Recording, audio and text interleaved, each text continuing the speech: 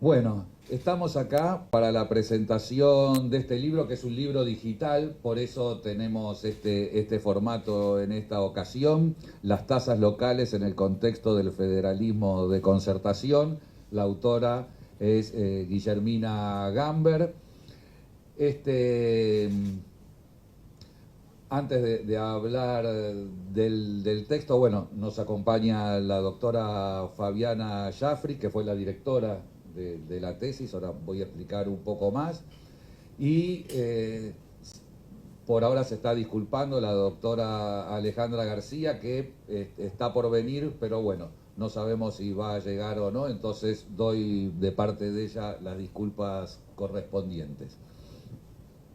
Este libro surge de una tesis de doctorado que ahora sí dirigió la doctora Fabiana Jaffri en la Universidad de Buenos Aires, en nuestra Facultad de Derecho, y yo tuve la fortuna de participar del tribunal de tesis en esa ocasión. Luego de aprobada la tesis, con su excelencia, etcétera, bueno, surgió la posibilidad de hacer una publicación. Y entonces, bueno, dada la relación entre la Facultad de Derecho, nosotros acá en la editorial Jusbaires, decidimos publicarlo por nuestra editorial. Y en conjunto, y empezamos de alguna forma, está en una serie de doctrina, pero publicamos ya la tesis de Guillermina y está en vías de producción. Esperemos que para el segundo semestre. Otra tesis también aprobada en la facultad, excelente, de Ludmila Viar, sobre el derecho financiero y los derechos de las personas con discapacidad, que será una siguiente publicación digital, y ojalá que podamos seguir publicando en esta colaboración. ¿Cómo estás? Bien. Y muchas gracias por también confiar en nosotros, en nuestra editorial, que siempre estamos buscando, ¿no? Que libros que tengan profundidad, rigor y original para poder publicar en una editorial que es institucional, porque es institucional del Poder Judicial de la ciudad. En este caso también se da una circunstancia particular porque ella forma parte de nuestro Poder Judicial, del Ministerio Público Fiscal, y si no me equivoco, con acá el amigo y colega, el doctor Patricio Urresti. Así que, bueno, muchas gracias por todo eso, gracias a ustedes, y doy por cerrado el mínimo protocolar del caso. Y voy a hacer 2 o 3 reflexiones, ya que estoy acá, sobre la tesis. Las hicimos en su momento cuando fue el tribunal examinador, pero como para bien o para mal tengo muy mala memoria, entonces no sé realmente qué hablamos en esa ocasión, más allá de decirle que estaba muy bien su tesis. 2 o 3 reflexiones. En primer lugar, creo que hay algo que muestra la tesis, y es la importancia de pensar en términos de derecho financiero. En parte de nuestra tradición se tendió a pensar en términos de derecho tributario, no de derecho financiero. Aun cuando la tradición más originaria de pensamiento jurídico financiero en la República Argentina sí está pensado claramente en términos financieros y en términos constitucionales. Si ponemos el inicio simbólico de nuestra doctrina, por ejemplo, en Alberdi, Alberdi hace un libro que al fin de cuentas es un libro de comentario de la Constitución, y lo que comenta y él reconstruye es el aspecto financiero de la Constitución de 1853.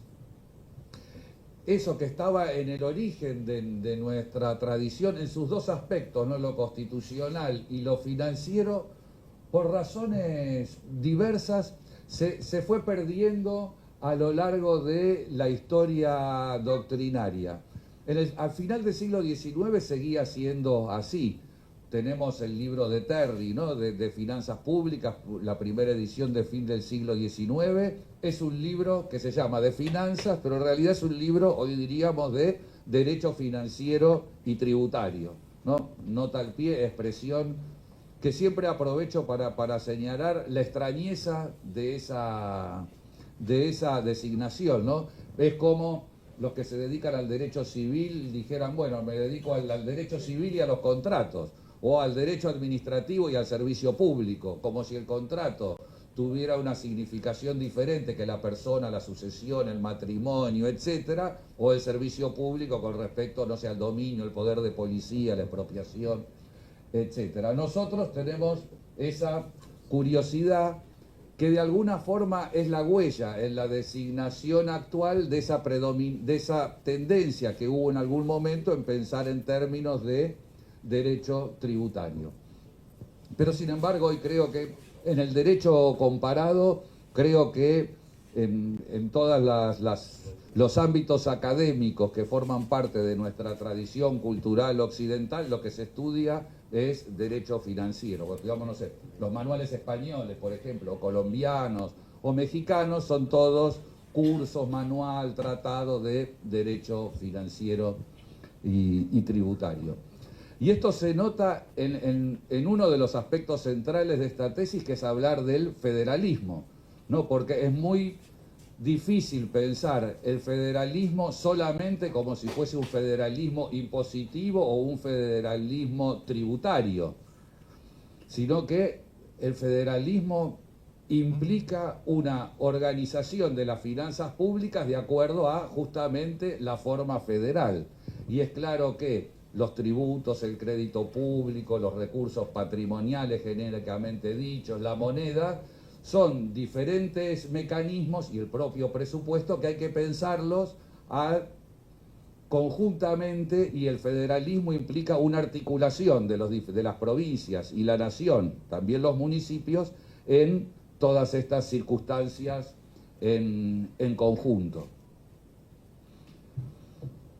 Que no siempre fue así. Si uno ve la bibliografía que estudiamos nosotros, por ejemplo, sobre la ley convenio de coparticipación, muchas veces dice, bueno, la ley convenio de coparticipación es un instituto tributario. Y a mí siempre me causó mucha extrañeza esa calificación.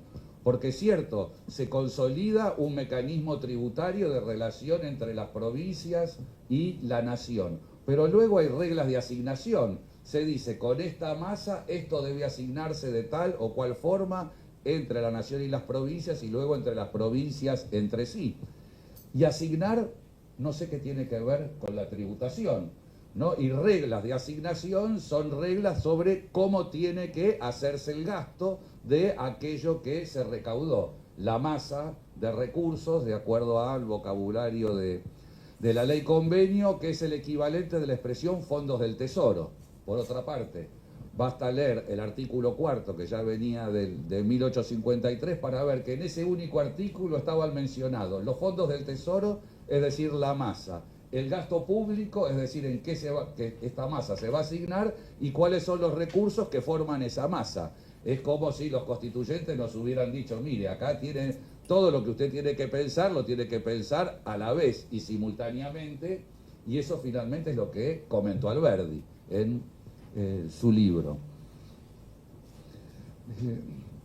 Y eso es claro para pensar el federalismo. Si no me equivoco, por ejemplo, alguna indicación hace ella al respecto cuando habla de esa cláusula sobre las transferencias, ¿sí? El actual artículo 75 dice que cada vez que eventualmente haya una transferencia de servicios, misiones, funciones, competencias no me acuerdo exactamente cuál es la fórmula que utiliza, pero hay una reiteración de palabras como para sugerirnos o mostrarnos que cualquier tipo de transferencia, ya sea el servicio, la competencia, la función, etcétera, que se transfiera implica simultáneamente una transferencia de recursos. Ahora, decir que se transfiere un servicio, una potestad, significa que se transfiere algo que requiere ser financiado, es decir, se transfiere un gasto. Entonces, si se transfiere un gasto, tiene que simultáneamente transferirse el recurso que al menos el gobierno federal utilizaba para financiar ese gasto. Y esa cláusula tiene una razón histórica muy inmediata y muy clara. Si no me equivoco, fue la ley de presupuesto del año 92 que en alguno de sus tantos artículos dispuso en aquel momento la transferencia de los servicios de salud y de educación. No estoy seguro si fue la ley de presupuesto de ese año, pero casi seguro. Y se dispuso la transferencia sin más. No es que a las provincias les transfirieron todos los recursos con los cuales se financiaba el sistema de salud y el sistema de educación. Y aparentemente, visto los resultados al día de hoy, no fue una transferencia que uno podría decir, entre comillas, exitosa, al menos dado el estado de la educación y de la salud hoy en nuestra sociedad. Entonces, viendo ese antecedente, los constituyentes previeron, entonces dispusieron, si se va a transferir una competencia que implica un gasto, transfiérase el recurso. Con lo cual, es una cláusula que claramente manifiesta que el federalismo es financiero y que está todo conectado. Una prueba igualmente suplementaria de esta conexión es la remisión del inciso octavo del artículo 75 que hace a las pautas que están previstas en el tercer párrafo del inciso segundo, ¿no? El inciso segundo establece la ley convenio de coparticipación o constitucionaliza ese mecanismo. Ahora, tal vez digo algo. Y fija criterios. Dice, bueno, cuando se haga esta ley convenio tiene que seguirse el criterio A, B, C, D, etcétera. Y el inciso 8 que dice, mire, gobierno federal, cuando usted hace su presupuesto público, entonces cuando decide políticamente en qué va a gastar los fondos del Tesoro, tiene que utilizar los mismos criterios que están previstos en el artículo 75, inciso segundo, tercer párrafo. Es decir, es una muestra, yo diría, inequívoca que el constituyente nos está diciendo dos cosas. Piense en términos de derecho financiero, tanto al nivel vertical de la relación de la nación con las provincias, como al propio nivel horizontal del gobierno federal. Al fin de cuentas, para el gobierno federal, que va a ser el que recauda toda la masa de recursos de la ley convenio de coparticipación, luego ¿qué va a hacer? Va a dividir, no va a decir, bueno, esto de acá va para las provincias, esto de acá me lo quedo yo. Y luego, finalmente, ¿qué va a hacer? Va a gastar. Este caso va a gastar transfiriendo a las provincias. Y en este caso, ¿cómo va a gastar? A través de la ley de presupuesto. Entonces, parece lógico, hasta casi de sentido común, decirle al gobierno federal y a las instituciones, cuando hace esto y cuando hace esto, siga los mismos criterios. Por otra parte, si leemos, ahora me lo ahorro, si leemos los criterios que están presentes en ese artículo, tienen que ver con la igualdad, con la equidad, con la solidaridad, es decir, con los tradicionales principios que en la tradición argentina se consideraban que eran principios constitucionales tributarios y que hoy, bajo otras perspectivas, pensamos como principios constitucionales financieros.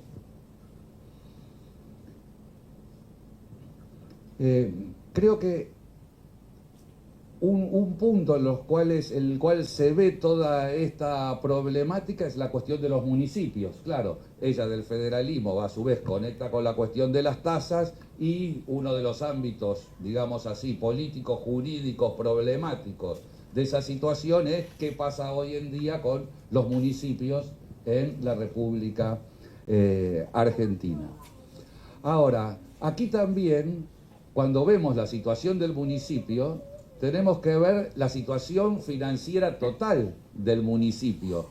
sería muy sesgado solamente considerar el aspecto municipal. Las provincias, de acuerdo al nuevo artículo, tienen que respetar, articular, desarrollar algún tipo de autonomía municipal. Está muy bien, pero un municipio puede ser muy autónomo, puede tener toda la autonomía del mundo, pero ejerciendo esas potestades autónomas tal vez no le alcanza para cubrir los gastos necesarios para realizar los servicios que el ordenamiento jurídico le impone a ese municipio y que en general a su vez viene de la propia política provincial. Entonces, pudiera ser que la política provincial le diga, bueno, el municipio tiene que hacerse cargo de la seguridad, de la infraestructura, de un sinnúmero de aspectos. Y le dice, sí, usted autónomamente puede usar todos los recursos que quiera, pero tal vez por más autonomía que tenga, eso no le va a ser adecuado. Entonces, acá hay que correlacionar otra idea que la manifestó la Corte Suprema no hace mucho, que es la idea de suficiencia.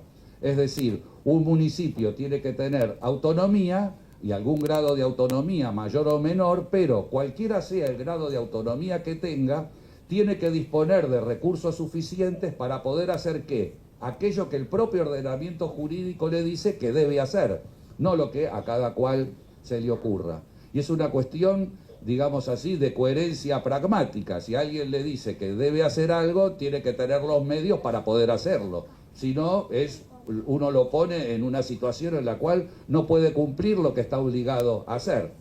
No es como si se dijera, bueno, hay fuerzas de seguridad y que tienen que prevenir el delito y no se le da ningún medio para que pueda actuar. Entonces se pone a las instituciones en una situación, digamos así, de autocontradicción. Con lo cual, claro, acá hay todo un juego, ¿no? Cómo juega la autonomía y cómo juega la suficiencia. Y parece ser que uno puede pensar una regla mínimamente razonable, y es que cuanto menos autonomía recaudatoria tenga, por ejemplo, un municipio, mayor significación adquiere la autonomía al momento del gasto. Porque si yo dependo para financiarme de todo lo que me da ella tiene la posibilidad de decirme, está bien, pero lo vas a gastar en lo que yo te digo. Entonces, si el municipio depende de transferencias, digamos, ella es la provincia, el municipio tiene que tener autonomía para disponer de esos recursos heterónomos, ¿sí? No autónomamente logrados. Y creo que ahí uno ve la complejidad que tiene el derecho financiero y lo unilateral o unidimensional que significa verlo solo desde el punto de vista tributario. Con lo cual es una prueba epistemológica posterior, porque se trata de ver que si solo estudiamos en términos de derecho tributario, no logramos comprender ni siquiera el derecho tributario. Algo que creo que es una de las pruebas mayores de la falta de razonabilidad de esa visión. Y esa es como mi primer breve reflexión sobre el asunto. Por las risas veo que no es tan breve, pero vamos bien, tenemos un ratito. Perfecto. Pero eso tiene que ver un poco con mis manías, ¿no?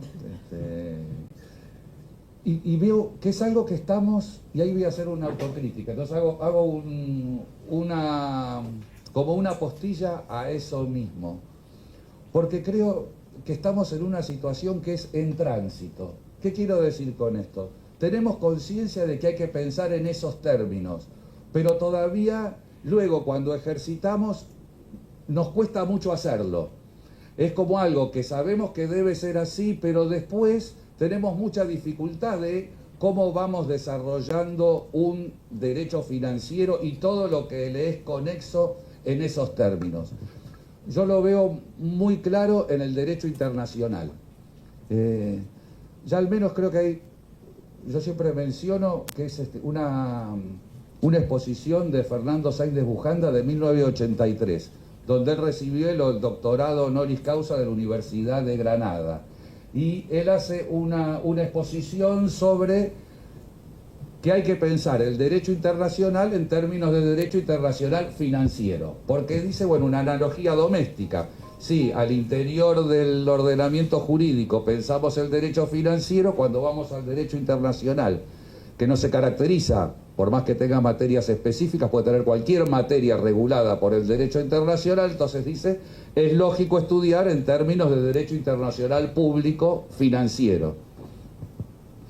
Y en general, en las dos cosas no se lo siguió, porque en general quien hace derecho internacional en nuestra materia hace derecho internacional tributario y no considera que eso forma parte del derecho internacional público. Algo curioso, pero que es así. Avillona, que creo que es uno de los mayores especialistas en derecho internacional tributario, se hizo esa pregunta, pero ¿por qué pasa esto? Porque él dice, si uno le pregunta a alguien que hace derecho internacional público, dice, es obvio que el derecho internacional tributario es derecho internacional público. Pero él dice, ahora si uno le pregunta a alguien que en la práctica se dedica a eso, va a decir, yo no tengo nada que ver con el derecho internacional público. Yo soy un tributarista que me dedico a operaciones transfronterizas. Y entonces es otra forma absolutamente divergente de pensar lo que uno se está haciendo. O sea, ni siquiera se piensa en términos de derecho internacional público. Y tampoco se piensa en términos de derecho internacional financiero. Incluso toda la escuela de la Universidad Complutense, que es la que formó Said de Bujanda, hoy escriben sus libros, ¿y sus libros de qué son? De derecho internacional tributario. Sin embargo, vamos al derecho internacional y está lleno de reglas, estándares, documentos que se refieren al derecho internacional financiero no tributario. ¿Y eso quién lo estudia? Nadie. Es algo un poco curioso, pero pasa eso, ¿no? A veces uno se pero usted tanto preocupación de cómo clasificamos el conocimiento, pero eso incide porque hay partes de la realidad que ignoramos, no lo vemos y siempre decimos, bueno, tenemos que estudiar el derecho positivo. ¿Y cómo puede ser que tenemos teorías y visiones que nos impidan ver el derecho positivo? Incluso antes de pensar si está bien, si está mal, si nos gusta, si no nos gusta, por de pronto tenemos que encontrarlo. Y nuestros esquemas mentales nos llevan para otro lado. Y lo que vemos, y estamos con otros colegas de nuestras cátedras y desde el Centro de Estudios de Derecho Financiero y Tributario, haciendo muchos encuentros, seminarios sobre el derecho internacional financiero, y vemos en la práctica la dificultad de pensar esa integración. Y a veces es la dificultad de encontrar personas que tengan el estudio sobre algún aspecto en particular de ese derecho internacional. Con lo que digo de autocrítica, que es bueno, una cosa es tener un programa y otra cosa es poder realizarlo y ver las dificultades que uno encuentra en la práctica para poder realizarlo. Por eso se me ocurre esta expresión que es en tránsito, que en realidad, ahora que lo pienso, es como un plagio, ¿no? Porque cuando estudiábamos, al menos nosotros, derecho administrativo, cuando estudiaba Colmariejo, él hablaba, ¿no?, de infieri. Entonces, bueno, en formación, está en formación la doctrina, y parece ser que tal vez siempre está en formación, ¿no?, la doctrina, porque finalmente el derecho siempre está cambiando. Entonces nuestra doctrina tiene que ir cambiando a la luz de esa modificación. Y ahora voy a mi segundo punto, si tienen paciencia, de reflexión. El trabajo de Guillermina creo que muestra algo, y es la importancia de la historia. Que para hacer doctrina, es decir, para ver los problemas que nos plantea el derecho positivo actual, no nos podemos limitar a estudiar el derecho positivo actual. Si no comprendemos la historia de las instituciones, del derecho, de la práctica jurídica y todo lo que esté involucrado en esa historia, no podemos comprender la realidad actual.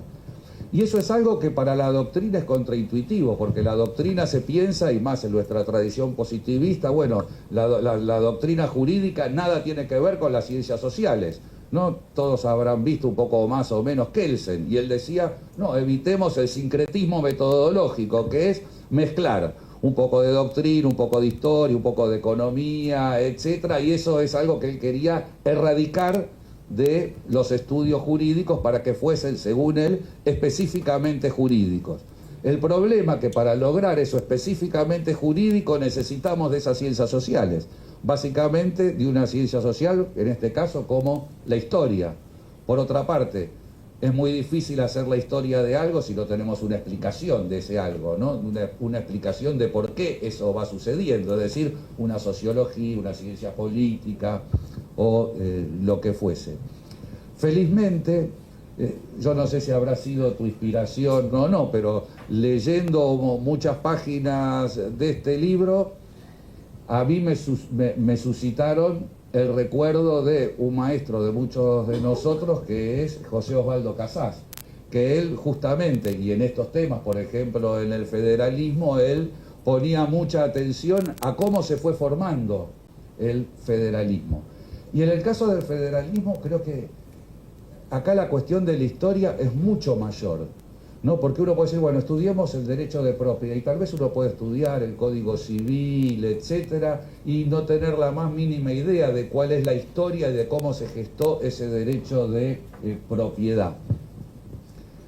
Pero creo que, ahora que digo ese ejemplo, y creo que tampoco ese ejemplo sirve, ¿no? Porque pienso en derecho de propiedad, pero pienso el equivalente, que es el derecho público, que es el dominio, y todos habremos visto la actual cláusula 124, ¿sí?, de la Constitución, según la cual las provincias tienen el dominio originario de los recursos naturales.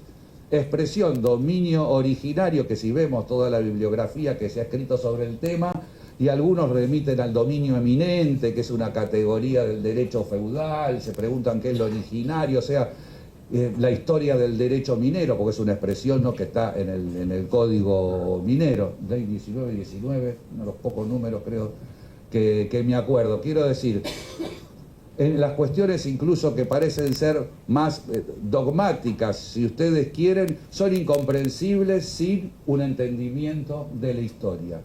Y en el federalismo es algo notorio, ¿no? Porque el federalismo no es un tipo de ideal, como digamos el Estado de Derecho. Y entonces uno tiene un consenso, unas características de qué significa como ideal el Estado de Derecho y su valoración. Territorialmente los estados pueden organizarse de muchas maneras. Podríamos ser una confederación, podríamos ser federales, podríamos ser unitarios, podríamos generar, como dicen los europeos, ¿no?, ese objeto jurídico desconocido que es la Unión Europea, que desde el punto de vista de nuestro federalismo es una especie de federalismo imperfecto, digamos así. ¿Qué quiero decir con esto? No tiene la misma entidad ideal discutir sobre la forma de organización del poder en el territorio que otras cuestiones como el Estado de Derecho, la democracia, la división de poderes, etcétera. Y el federalismo como tal no se comprende sin saber las enormes discusiones, problemáticas y luchas que aquellos antepasados nuestros, que hoy llamamos argentinos, tuvieron durante el siglo XIX, ¿sí? Y que fueron no solamente discusiones verbales y demás, sino que fue una enorme guerra civil que duró décadas y décadas del siglo XIX. Digamos que la fórmula federal recién se llegó a enunciar y a plasmar en 1853, es decir, 40 años después de 1810. Y ese Estado como tal, parecido a lo que conocemos hoy, recién se configura en 1880, y más o menos, ¿no? Al menos territorialmente sí, pero si vemos jurisdiccionalmente, creo que el 45% del territorio en ese año 1880 eran territorios nacionales, es decir, no eran provincias, entonces eran territorios donde había jurisdicción federal, algo muy difícil de pensar para nosotros, que en todo caso tenemos la memoria más reciente de lo que era Tierra del Fuego, ¿no?, que si no me equivoco fue el único territorio nacional que se provincializó. Y si no sabemos esa historia y por qué fue, claro, tampoco podemos entender el derecho, porque el derecho al fin de cuentas no solo surge de cuestiones ideales, sino que son formas institucionales que vamos generando para resolver problemas políticos, sociales, culturales que tenemos entre nosotros. Y la fórmula federal fue la que se encontró en ese momento. Ahora, ¿cómo se va a desenvolver? Y acá hago mi última reflexión para terminar, ¿no? Porque uno tiene una idea de la Constitución, al menos, no sé ustedes, o de acuerdo a la educación jurídica que cada cual ha tenido, pero al menos la educación jurídica que yo tuve es que uno piensa el derecho como un sistema. Y arriba del sistema, las últimas reglas del sistema son las normas constitucionales. Y entonces, toda norma inferior es una derivación, es una deducción de alguna forma de esas normas que están en la Constitución. Incluso tengo algunos colegas que son ultralógicos y que llaman que esas normas constitucionales son los axiomas del sistema y hacen un sistema axiomático, etcétera. No sé si alguno de ustedes habrá visto esas visiones. Ahora, apliquemos eso a la idea que, bueno, el artículo 1 dice, sí, bueno, la nación argentina adopta de su forma de gobierno federal. Ahora, ¿qué significa? Eso sí, federal de acuerdo a lo que establece la Constitución. Está bien, pero la Constitución me dice, si no me equivoco es el 121 actual, que las provincias conservan todo el poder no delegado, algo indeterminado, ¿no? Todo lo que no delegaron, eso implícito les queda a las provincias. Ahora el 75, si no me equivoco, inciso 23, dice que el Congreso tiene todos los poderes implícitos que sean necesarios para poner en práctica, ni siquiera creo que dice las atribuciones del Congreso, sino todos los poderes otorgados al gobierno nacional. Es decir, un ámbito implícito mayúsculo. Es decir, tenemos potestades implícitas para ampliar el gobierno federal y tenemos potestades implícitas que se reservó todos los gobiernos provinciales. Ahora, miren ustedes, si es difícil saber cuál es el significado de una palabra que está efectivamente dicha, imaginemos cuál es la dificultad para saber el significado de las palabras que no están dichas, que son todas las implícitas, ¿no? Y eso no es una cuestión de que simplemente nos ponemos nosotros acá a discutir y bueno, hagamos un listado. Esto es lo que es lo federal y esto es lo provincial. No funciona así la cosa. ¿Cómo funciona? A través de la historia. ¿Y esto qué es? Y bueno, el gobierno federal toma decisiones y los gobiernos provinciales toman decisiones. Y entonces, en el conflicto entre el gobierno federal y el gobierno provincial, se va delineando qué es el federalismo efectivamente existente que fuimos construyendo a lo largo de nuestras décadas de vida. Y eso no es algo, una construcción intelectual. Eso es una construcción dinámica que hacemos a lo largo de la historia. Por supuesto, cada cual tiene sus ideas. Las provincias tendrán sus ideas de qué es lo implícito de ellas y el gobierno federal, que es lo implícito que le corresponde a cada uno. De hecho, el ejemplo que di recién del artículo 124 es el más notorio.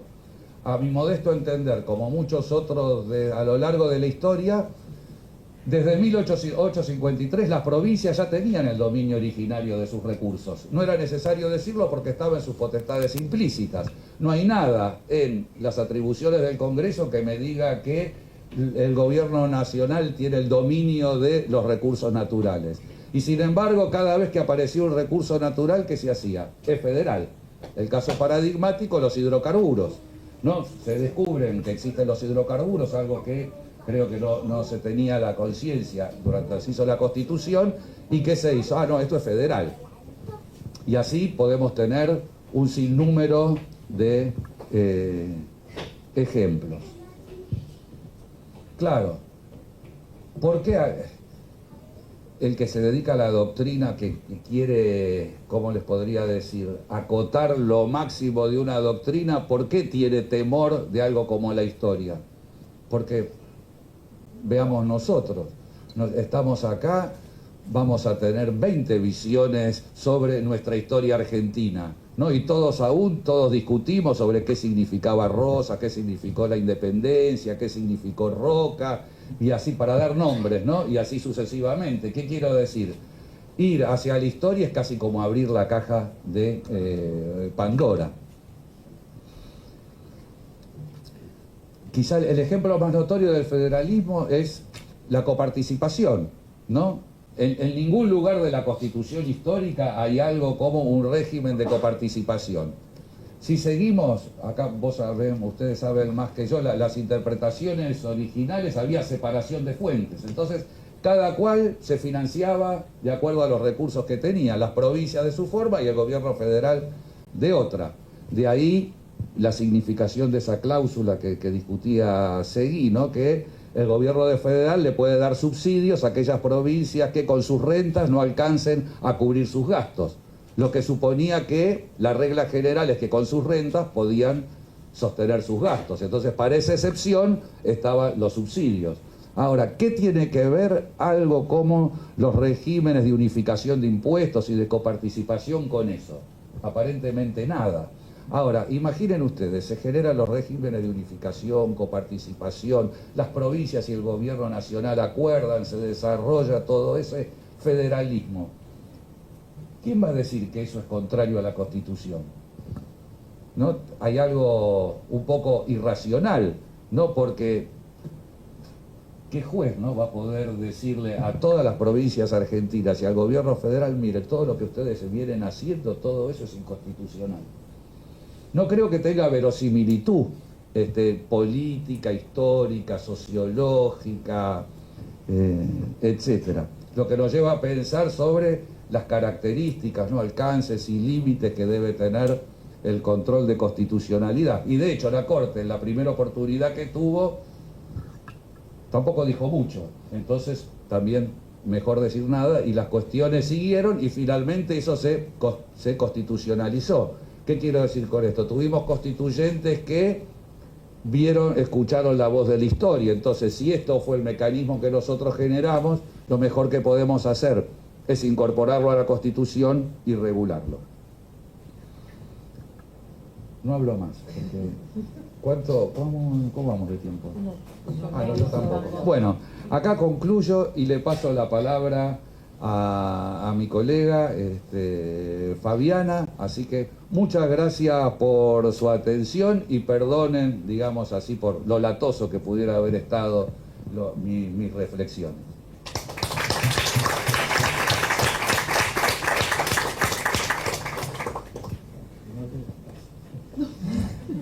Un detalle.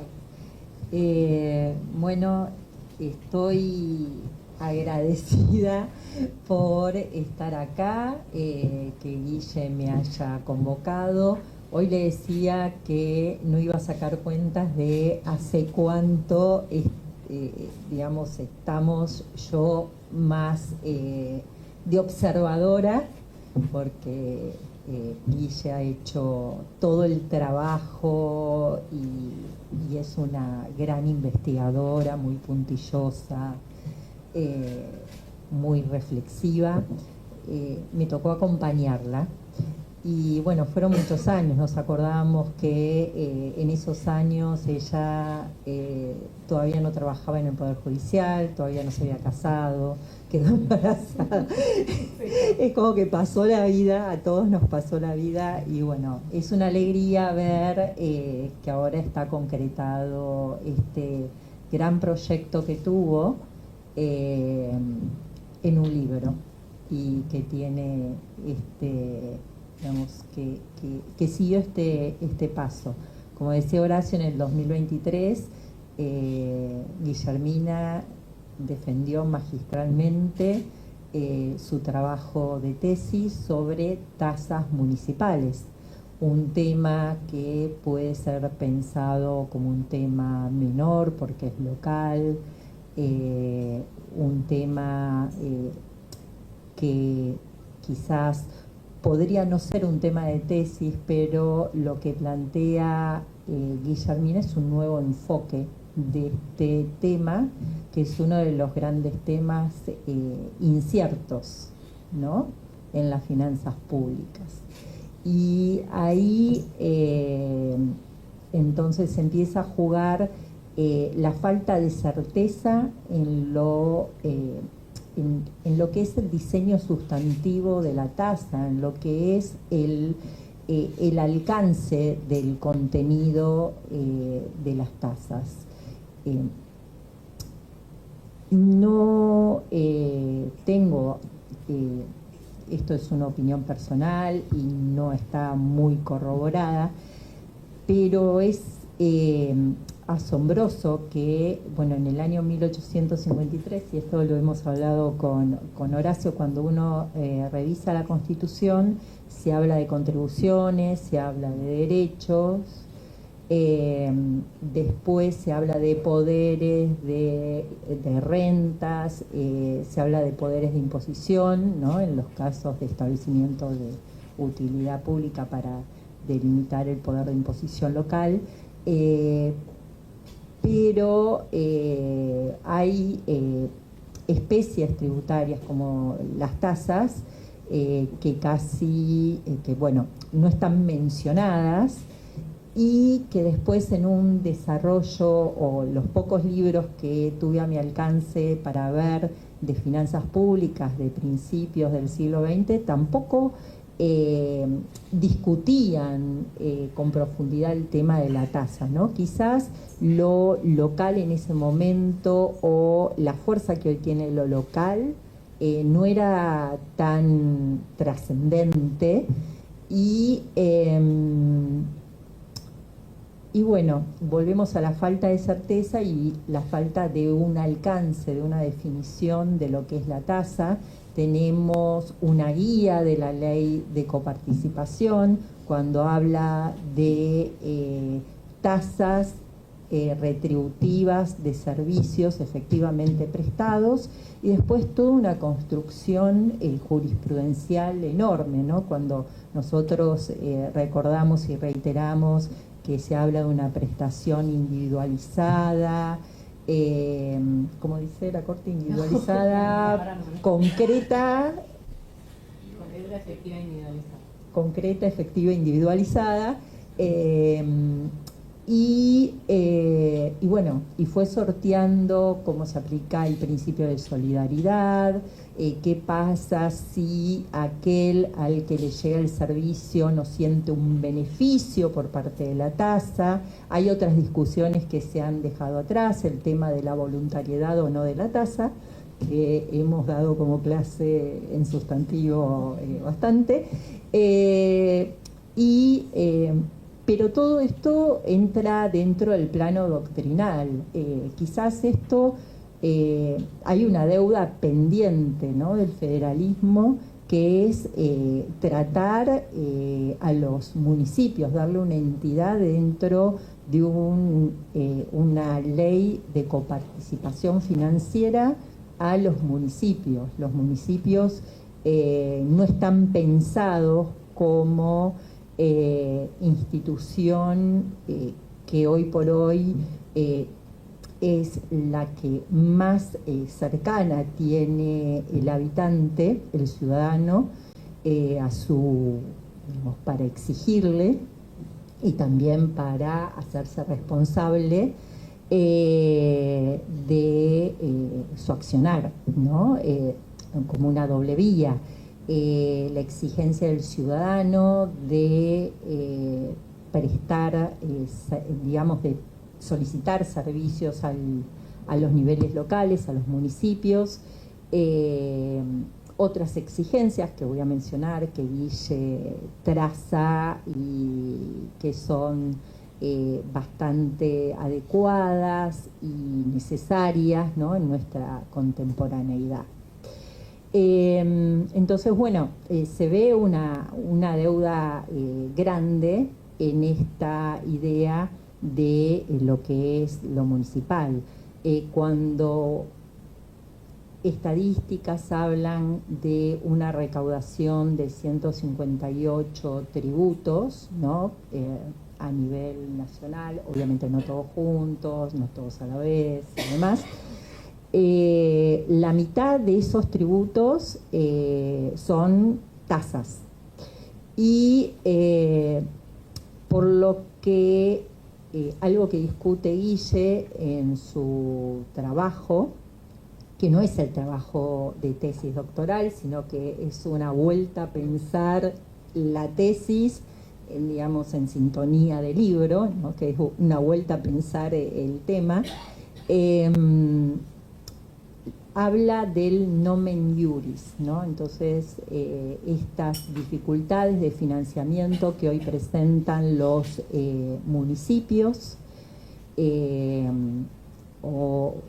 falta de administración o como se lo quiera ver, donde los recursos que obtienen a través de las tasas o los que llegan, como decía Horacio, por otro tipo de asignación, por asignación de coparticipación, pueden ser no suficientes para atender las demandas de un Estado cada vez más descentralizado, ¿no? Un federalismo entendido cada vez más descentralizado, ¿no? Y esto también es parte de lo que decía Horacio, de una evolución histórica. Cuando se pensó esta última norma de coparticipación, todavía no éramos un Estado federal tan descentralizado, ¿no?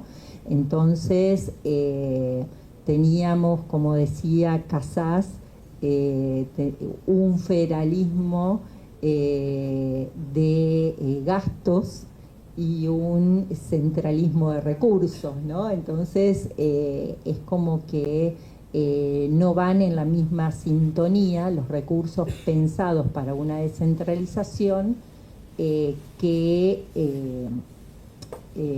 el gasto que hoy por hoy demanda. Por eso es tan importante pensar la tasa hoy, porque no es el mismo contexto, la importancia de la, digamos, el mismo contexto que pudo tener la tasa en un país que, si bien era federal, tenía muchos territorios que dependían del gobierno central y que a mediados del siglo pasado comenzaron a obtener su autonomía, y obviamente yo soy así de la antigua generación como Horacio, y vimos cómo la provincia de Tierra del Fuego también adquirió el carácter de provincia, y después vimos la ciudad de Buenos Aires, ¿no?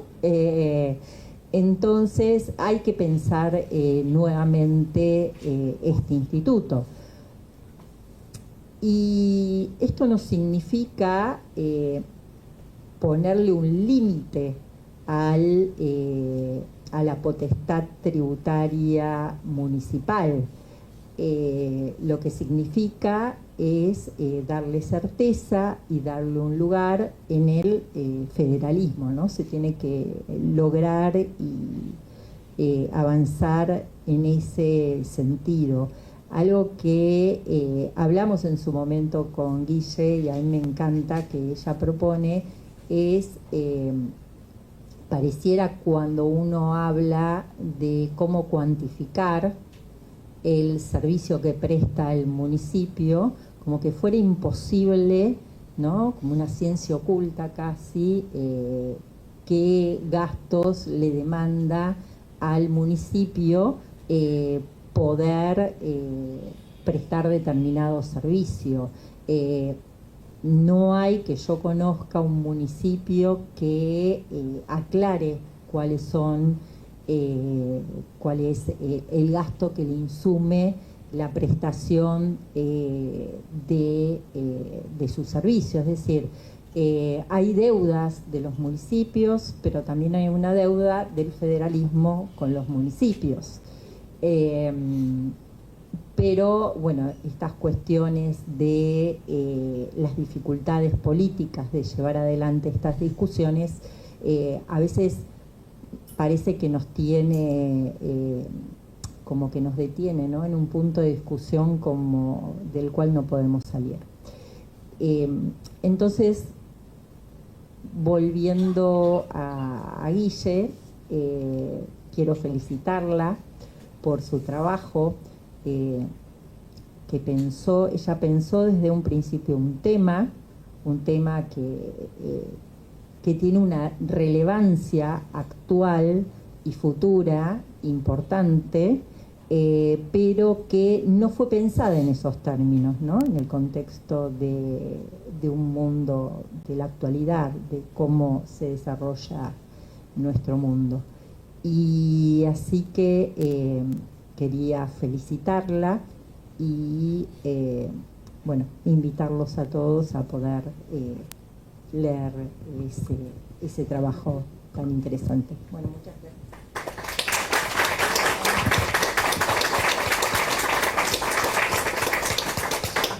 ¿Quieres decir algo?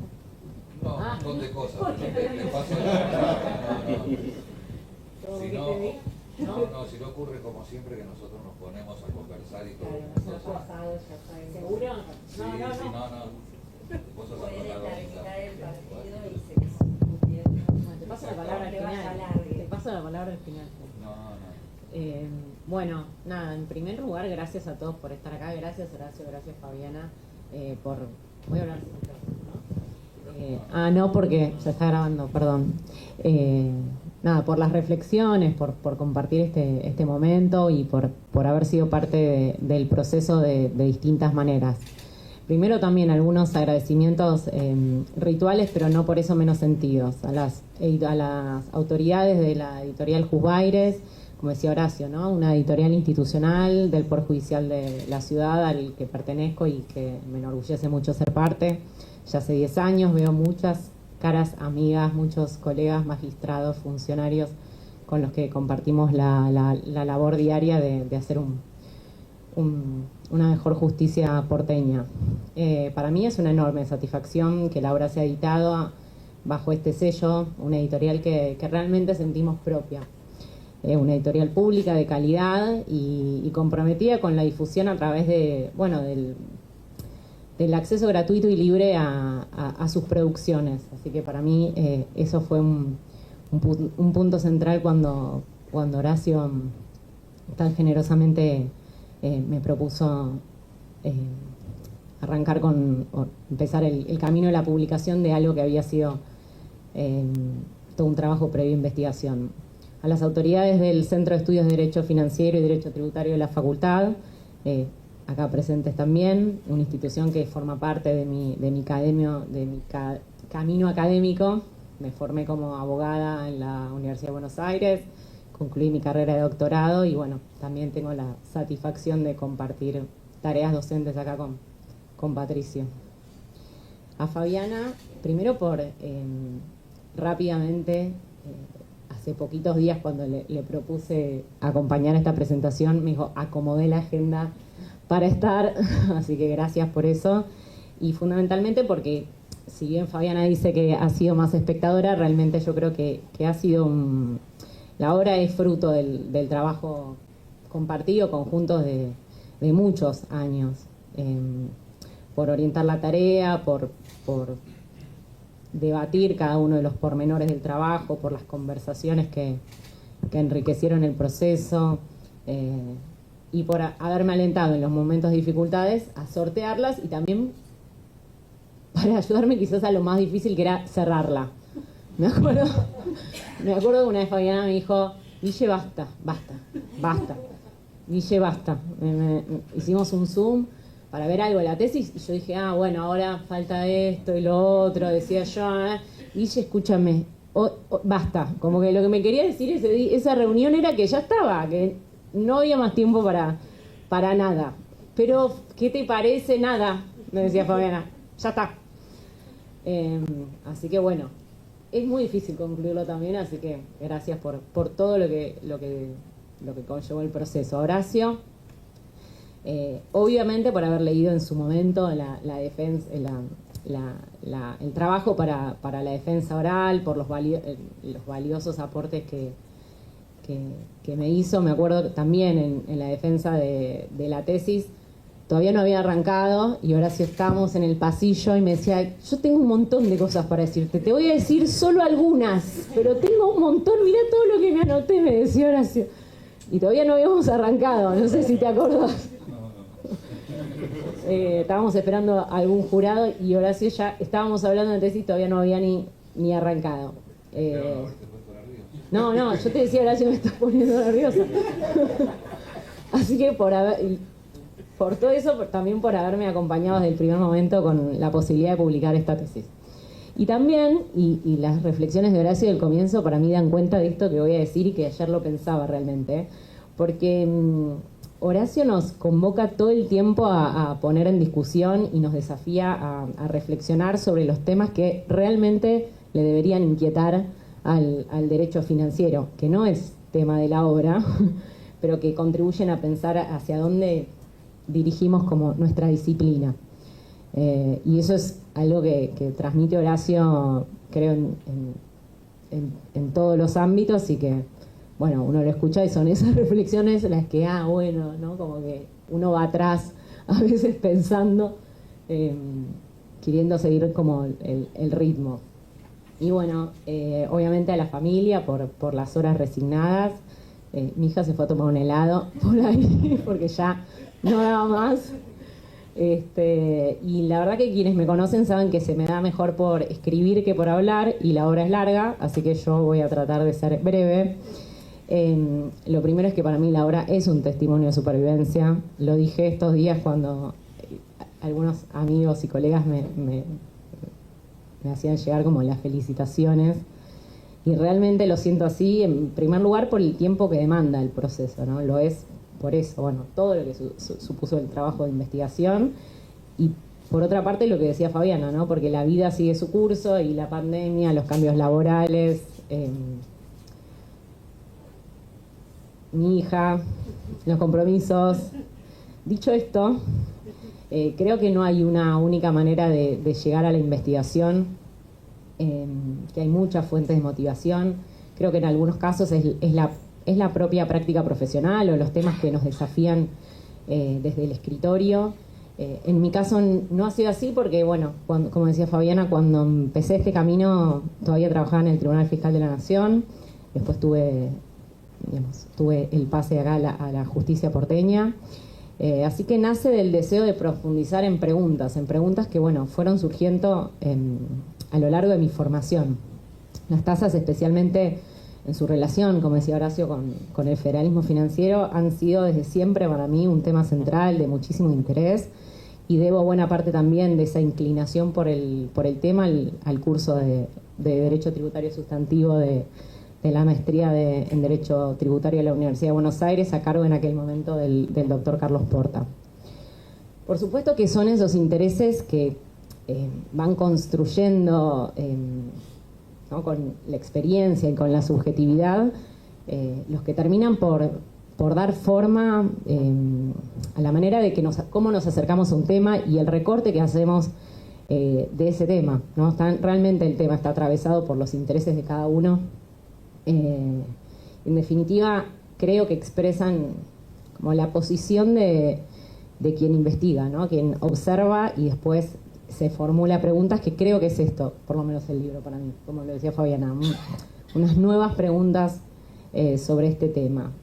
Por lo cual es muy poco lo que quiero decir, pero un poco llevarnos a esos porqués o esas para qué es que son los que configuran las condiciones para emprender una investigación en general.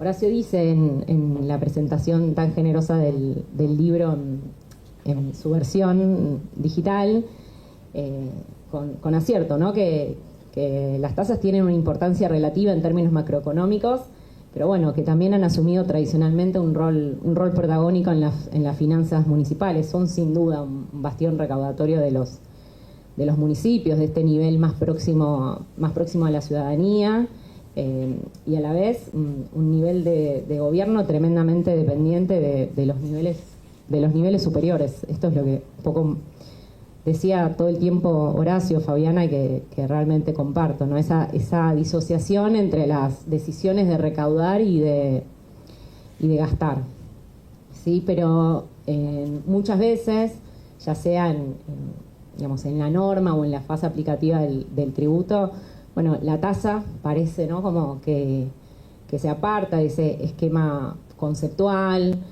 Yo a veces en la obra lo menciono así como una suerte de filtro de legalidad, pero que no son sino como los requisitos, las exigencias que vienen impuestas por las características de su presupuesto, para no hablar de la naturaleza, y que son inexcusables a la hora de coordinar las potestades, ¿no? Las potestades de los distintos actores del federalismo, las categorías jurídicas, incluso siendo una simplificación de la realidad para poder explicarla. Son esquemas, ya no me acuerdo a quién estoy citando acá, pero son esquemas validadores a los que realmente no se puede renunciar por las consecuencias que proyectan en nuestro federalismo y con esto en la garantía de los contribuyentes. Por supuesto, esto está atravesado, como mencionaban Horacio y Fabiana, en una problemática que el federalismo financiero no ha logrado resolver, que es el reparto de los recursos. ¿No? En particular, bueno, nada, la falta de estos que enfrenta el nivel municipal para atender muchas veces a las necesidades de gasto público, ¿no? Una situación que compromete una de las garantías esenciales del federalismo, que es la autonomía y la suficiencia financiera de los municipios.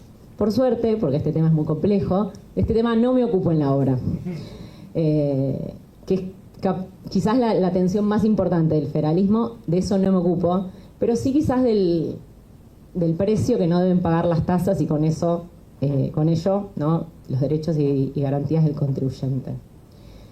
Lo sabemos todos y por eso también pensaban ayer en la actualidad, ¿no? La enorme litigiosidad que atraviesan las tasas, conflictos que crecen en número y de alguna manera, no me gusta la palabra, pero como en complejidad por la creatividad, esto no lo digo yo, por la creatividad de los municipios a la hora de procurar como nuevos recursos, ¿no? Entonces, una conflictividad muy patente, que está agravada por la aplicación del Solve y por las dificultades de que muchas veces esas discusiones trasciendan el ámbito de la justicia provincial. Y no es casual que en los últimos años, y ante la rebeldía de los municipios para conformar la tradicional jurisprudencia de la Corte en esta materia, ¿no?, la Corte Federal vuelve o continúa posando su mirada en esta categoría jurídica, y pensaba que, bueno, volvía oportunas las reflexiones que pretendo hacer acerca de estas cuestiones, un tema que me parece que no está agotado y respecto al cual creo que todavía quedan preguntas por hacer. Yo me anoté, primero que me anoté varias cosas, porque pensé que los nervios no me iban a dejar hablar, pero bueno, algunas cuestiones no sé, tengo anotados algunos extractos de consideraciones de la Corte o de algunos de sus votos que creo que evidencian el complejo estado de situación de la temática, ¿no? La Corte habla de un corpus jurisprudencial inexcusable en materia de tasas retributivas y de las claras implicancias. Señala que la inobservancia de sus requisitos se convierte a la tasa en una excusa con meros fines recaudatorios, o que la caracterización laxa de los servicios las transforma en una coartada para gravar actividades de los contribuyentes a quienes no se brinda ningún servicio, ¿no? Como estos son presentes como relativamente nuevos, digo, de los últimos quizás 5 o años, un poco más, que, bueno, me parece que evidencian un poco ¿no?, como la insistencia con estos temas.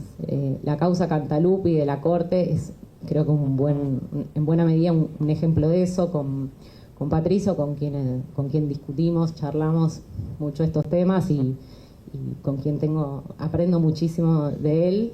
Tuvimos la oportunidad de escribir sobre el derecho de uso urbano justo en el ámbito porteño. Bueno, nada. Y creo que estas aristas y otras conflictivas, realmente no he mencionado algo de lo que decía Fabiana, que también apareció un poco más adelante, tenía que ver con esto de poder vincular o hacer dialogar al derecho financiero local con los derechos, con la transparencia, con el derecho al acceso a la información. Pero bueno, ahí los invito a que lean la obra. Y entonces decía, ¿no?, como todas estas cuestiones, algunas, hay muchísimas, ¿no? Y ni siquiera yo logro abordar o quizás ordenar el problema de la mejor manera para tratar de explicarlas. Siempre yo ayer leí algunas cosas y dije, ay, esto capaz que había otra manera de decirlo. Pero bueno, ¿no? Me pregunté en ese momento, y que es creo que la pregunta fundamental de la obra, es si ese derecho intrafederal, ¿no? Como categoría surgida de la jurisprudencia de la Corte, ¿no? Para ordenar y dar forma a un fenómeno sumamente complejo, podía constituir una herramienta con potencial, con idoneidad para contribuir al perfeccionamiento de la regulación de las tasas, siempre en la convicción de que es la ley, que es la norma, y en particular los instrumentos de concertación, el vehículo más idóneo para alcanzar mejores niveles de seguridad jurídica, y es algo que también creo que atraviesa un poco varios de los temas que traza la obra. Y bueno, nada, es precisamente en este último punto, al llegar al último capítulo de la obra, donde intento trazar entonces un puente, ¿no? Entre esta categoría, si es que podemos aludir así, ¿no? Como la categoría de la tasa, o sabiendo, ¿no? Las discusiones que la rodean y el desafío de la armonización, la codificación, con alguna mirada propositiva.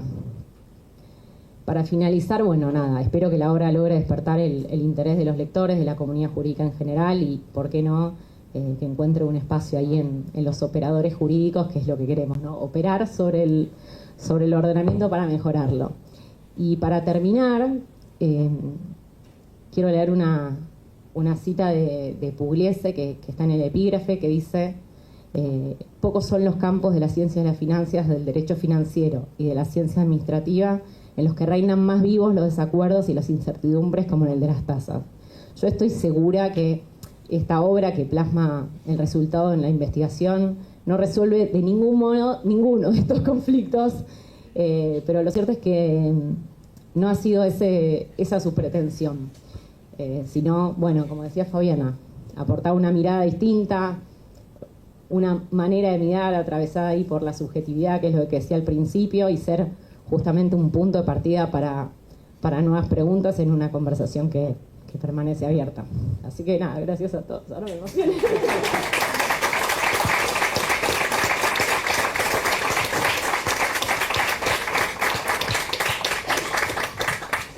Bien, muchísimas gracias.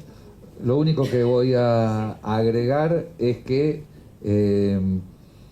haremos seguramente en el segundo semestre otra presentación en el ámbito de la facultad, así que bueno, estará convocada Fabiana, tal vez lo hacemos en el ámbito de la Comisión de Derecho Local, pero la idea era hacer una presentación en el ámbito del editorial y otra en el ámbito de la facultad. Así que dicho esto, muchas gracias a todos, gracias por las palabras y bueno, buenas tardes.